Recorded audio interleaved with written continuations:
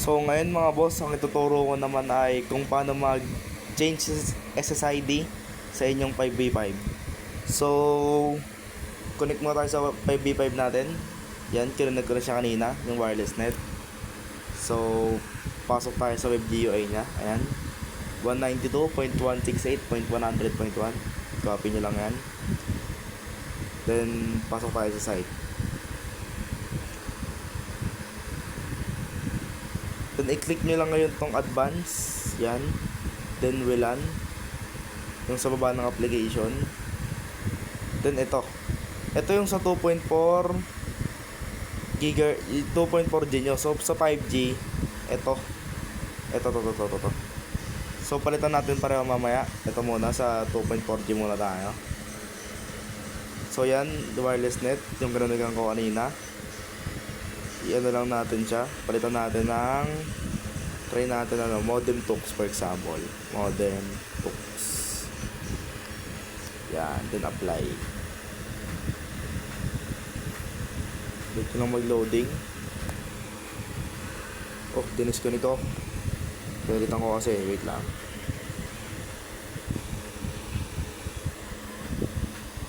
Ito yung modem tux. Ito bago na siya. Ayan, try natin kumonek. Wait lang.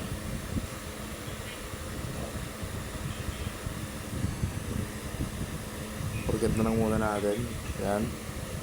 Then, yung modem talks na yan. Password lang yan is 8 letter E na maliliit.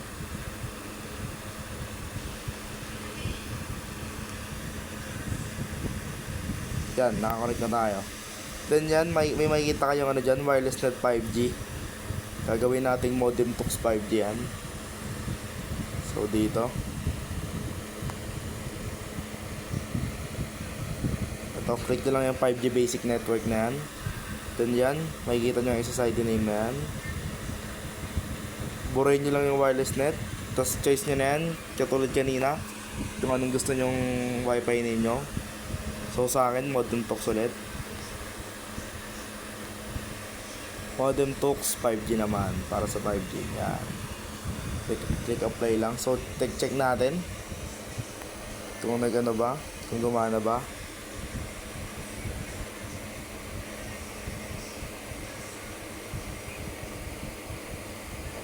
So, yan mga boss, no?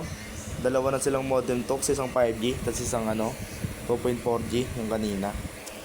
So, yun pala mga boss, after nyo palitan yung SSID, matik yan, magdi-disconnect kayo dyan.